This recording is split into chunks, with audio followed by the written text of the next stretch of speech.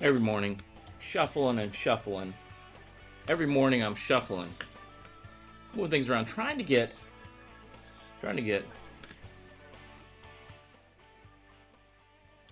get the new studio, new setup, the new digs, the way I want them. And there it is. There's the pencil. And it's hard to get them. Hard to get it where I want to go. So there, kind of is it. I'll show you guys the new setup. And obviously we hoist the colors. It's Wednesday. Throwback to the olden days when we were doing pirate stuff on Wednesday. Maybe we get back to that. A little bit off, a little late start this morning. Got up late. I was started teaching a class last night. AZ 104, Azure Cloud Administration.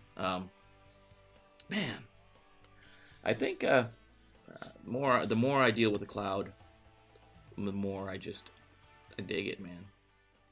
I dig the stuff that's going on. There's a lot of stuff you can do in the cloud.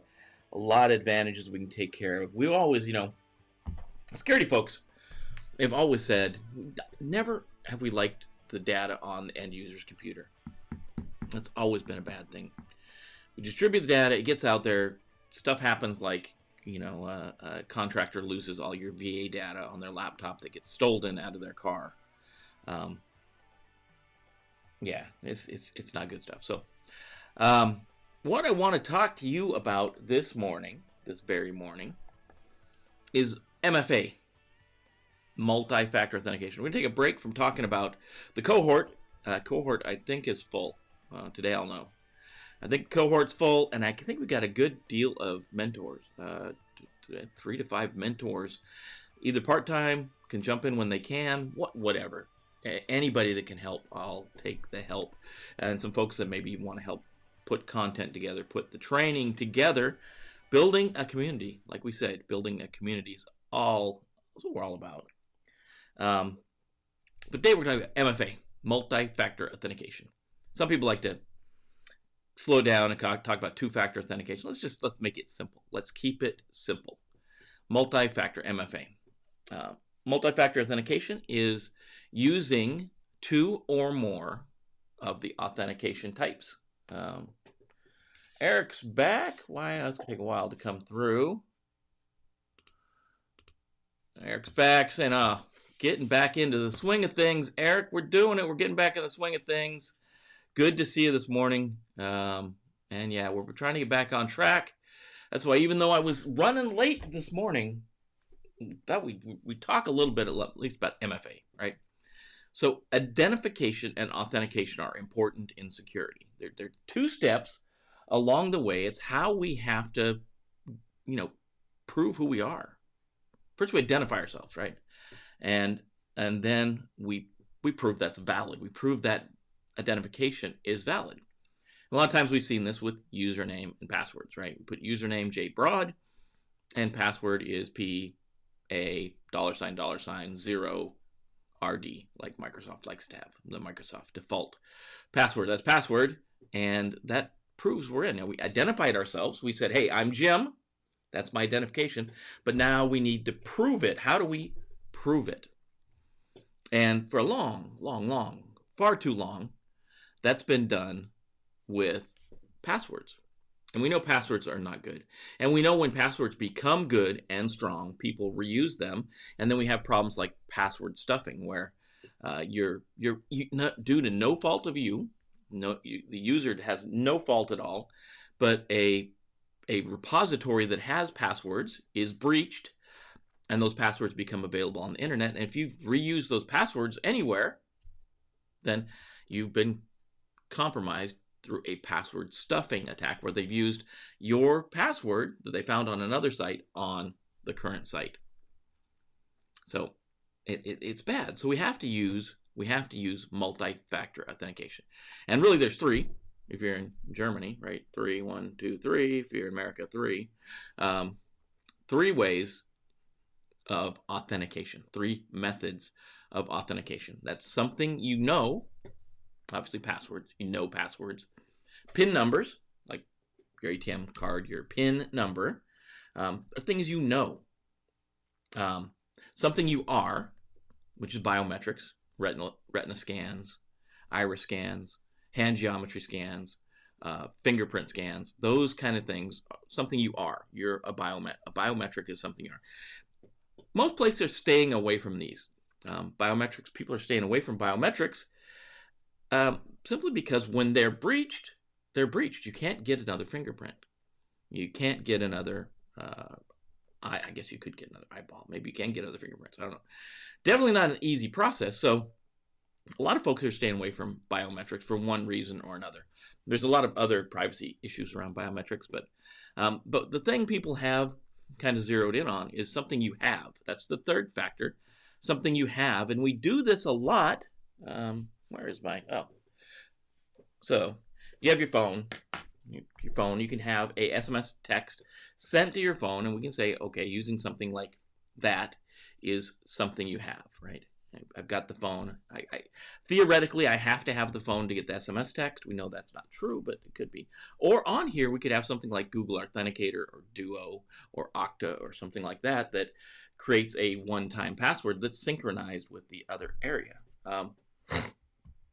What I want to talk about is securing this whole string with two things. And I've got one of them already. Came in the mail yesterday. And that's this. And it's really hard to see because it's so very dang small. Let's get it over here.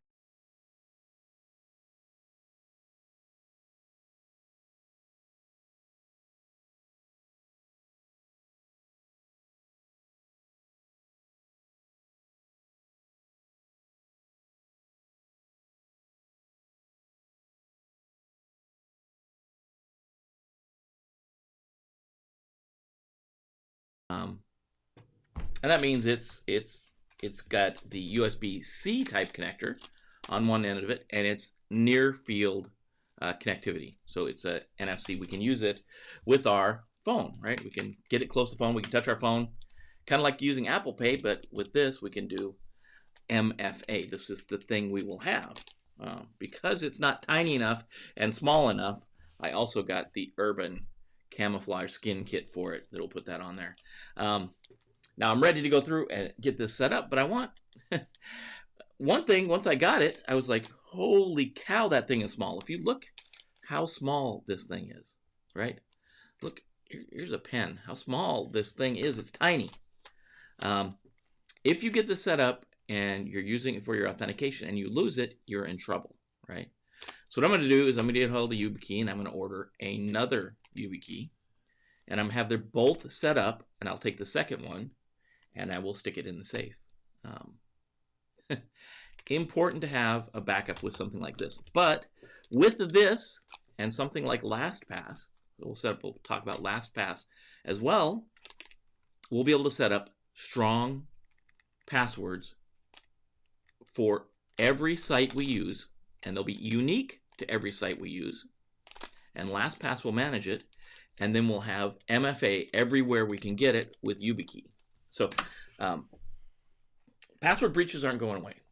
They're going to be around forever. So stay with us for the next little bit. I think it's probably going to take, well, I can probably set this one up and just be very, very cautious. The other thing I'm going to do, I'm going to put this on a keyring with a tile for location, right? Once we get set up, we don't want to lose it. You definitely don't want to lose this thing. So be part of your everyday carry, something you carry around all the time. Put on your keychain, put on with something that you carry, put on a lanyard. I'm going to put a tile on it so that if I lose it, I'll be able to find it. Very important to do that. But this is going to secure our online presence. We're going to secure where we go online. Now, some people they've went on and said, well, there's other factors. There's other authentication factors, right? And they've added a bunch of weird stuff to it. I don't think they meet the bar, right? One you'll hear all the time is location, right? Location can be a factor, and I don't agree with that. Location is an attribute, right? It's like password. We say password length. It's 14 characters long. Password strength, it's uppercase, lowercase. It's got special characters and numbers. Those are attributes of a password. Location is attribute of something else, right? If I'm using geolocation often, that's an attribute of my phone. I've got my phone somewhere. It could be where I'm logging in from, an IP address that is geolocated. That's an attribute of the machine I'm logging in on. I don't think by themselves. I think they're attributes, right? I'll fall on. I'm just going to say there's still 3 factors of authentication: something you have, something you know, something you are. This is something you have. I think Yubikey is. There's a couple other companies that make this. Yubikey I thought was cool because their product was so good that Google used it and distributed a bunch of them, thousands of them, to their employees, their user base, and there was, as far as I know, there were no breaches from that point on through phishing and password attacks, that kind of stuff. Apparently, it was so good that Google makes their own now. They've got their own version of this as well. It's the Google version. So yeah, I'm gonna immediately order another one of these. I'm gonna order a tile, get that sent in. Up in the air, I think I'm gonna use LastPass. I'm gonna use LastPass. It's gonna be the one I use for this demo, setting up this and LastPass and ensuring that we have strong passwords on everything. So that's what we got to talk about. We talked about this morning. Yubikey. This is the Yubikey 5C NFC. So as we go through this, I'll give you the rundown if this is worth it. I'm gonna get this. This was like $50, I think, about $50. I bought it myself. Didn't get anything. Most of the folks that I've seen that have been talking about Yubikey, Yubikey has been giving them away for free. Give the Yubikey to them. I went ahead and bought this one because I thought it was worth going down this path. So yeah, we'll order another one, get the cheaper one. I'm probably get the cheapest one they make for the backup. Throw it in the safe and be good with it. This one I like because it is near field connector, right? So we can near field connectivity. We can connect to our iPhone just by tapping on it. Should be a fun run. Do it over the next couple of weeks. We'll get the video together, show you how we set up a password manager. And I'm probably going to do a family level password manager. It doesn't make sense to secure all your stuff and let your family stuff be unsecure, because what's the point? So probably do a family level password manager and multi-factor authentication with a hardware token like this. So hopefully, what are you guys doing for securing your password? Are you using multi-factor authentication? Are you using something like the Google Authenticator, the Microsoft Authenticator, Duo, Okta? Are you using a hardware token? Or what are you using? Are you just using passwords? Interesting to find out. Are you just using passwords? Will this talk be enough to get you to spend $50 on a token, maybe $30 on a little cheaper one? It's a lot. It's tiny. Look at that thing. It is tiny. Be part of your everyday carry with your iPods, right? iPods, your Yubikey, and your phone. You're good to go. You're out the door. That's your tech everyday carry, maybe. But we'll see. Anyways, love to hear what you got to think about it. What you're saying about multi-factor authentication, MFA. Let me know what you think. Let me know. Take care of yourselves, guys. We'll talk more before Friday. Probably we'll do a roundup. We'll do a roundup on Friday about the cohort 2021-1. Our first cohort of the year. It might be the only one. It might be the only one we do. It's going to be a lot of work. It's going to be a lot of work, but it's going to be given back to the community. It's going to be given back to people that want to get into security. Love the people that have already commented. Love the people that have sent in messages, sent me emails that they want to be in the cohort. Oh man, some of the folks that sent in, folks that are off getting ready to get their OSCP that want to join in. Just folks trying to get in the community. I think that's another thing I've told you guys before. It's scary that we need so many people in InfoSec, in cybersecurity, in security, computer security, but we make it so hard to get in. So we'll see if we can do that with this cohort. We'll make it. It'd be awesome if we get everybody, all the 15 people that start, are the 15 people that finish. And I got to talk to these folks to make sure they're game to stay in it for the long haul. So maybe it's time to be 15. Maybe it'll go down to 10 or 12. The point is the cohort people start are the people that finish.